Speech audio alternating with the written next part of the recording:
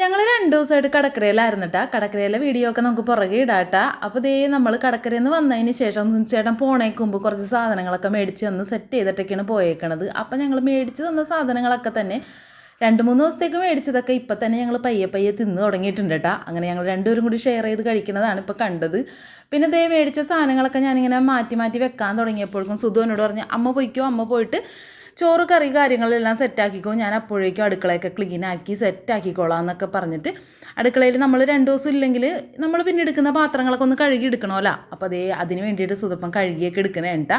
അപ്പോഴേക്കും ഞാൻ ഓർത്ത് എന്തായാലും മീൻ മേടിച്ചിട്ടുണ്ടായിരുന്നു, പച്ചക്കറിയൊക്കെ മേടിച്ചിട്ടുണ്ടായിരുന്നു. മീനാണെങ്കിൽ നന്നാക്കിയൊക്കെ വെക്കാം. അപ്പോൾ പിന്നെ നാളെ രാവിലെ എഴുന്നേൽക്കുമ്പോൾ പിന്നെ അത്ര പെരുത്ത് പണി ഉണ്ടാവില്ലല്ലോ എന്നൊക്കെ ഓർത്തിട്ട് മീനൊക്കെ നന്നാക്കാമെന്ന് ഓർത്ത് വേഗം തന്നെ മീൻ നന്നാക്കാനായിട്ട് പോയിരുന്നേട്ടാ. മീൻ നന്നാക്കുന്ന കാര്യത്തിൽ ഞാൻ ഭയങ്കര മോശമാണെന്ന് എല്ലാവർക്കും അറിയാമല്ലോ.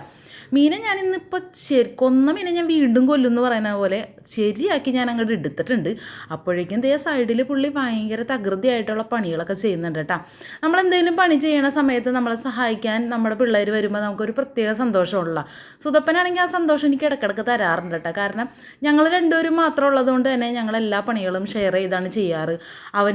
അവൻ ചെറുതാണ്, അവൻ ഇന്ന പണി മാത്രം ചെയ്യുള്ളൂ, ഞാൻ അമ്മയാണ്, അമ്മയ്ക്ക് ചെയ്യേണ്ട പണികളാണ്, അങ്ങനെയൊന്നുമില്ല. എല്ലാ പണികളും ഞങ്ങൾ ഈക്വലായിട്ട് ചെയ്യാറുണ്ട്. ചിലപ്പോൾ ഞാൻ ചിലപ്പോൾ രാവിലെയൊക്കെ എഴുന്നേറ്റ് വരുമ്പോൾ ആൾ ചിലപ്പോൾ മുറ്റമൊക്കെ അടിക്കണതാണ്. എന്താണെന്ന് വെച്ച് കഴിഞ്ഞാൽ ചിലപ്പോൾ എന്തോ എന്നെ സഹായിക്കണം തോന്നും. ചിലപ്പോൾ തലേദിവസം എനിക്ക് ഒത്തിരി ക്ഷീണം ഉണ്ടായെന്നൊക്കെ തോന്നുകയാണെങ്കിൽ പുള്ളി മുറ്റോടിച്ചൊക്കെ കാണുമ്പോൾ തന്നെ എനിക്ക് ഭയങ്കര പ്രൗഡാണ്. എന്താണെന്ന് വെച്ച് കഴിഞ്ഞാൽ എൻ്റെ മോൻ എല്ലാ കാര്യങ്ങളും ഭംഗിയായിട്ട് ചെയ്യണ്ടല്ലോ എന്നൊക്കെ ഓർത്ത് എനിക്ക് ഭയങ്കര സന്തോഷമാണ്. അവൻ ഭാവിയിലോട്ടും അങ്ങനെയൊക്കെ ചെയ്യട്ടെ എന്ന് നമുക്ക് പ്രാർത്ഥിക്കാം. എന്നാലല്ലേ അവൻ്റെ ലൈഫ് നന്നായിട്ട് പോകുകയുള്ളൂ. കാരണം ഇനി ഭാവിയിലൊക്കെ എല്ലാ പണികളും കാര്യങ്ങളും അറിഞ്ഞിരിക്കണം.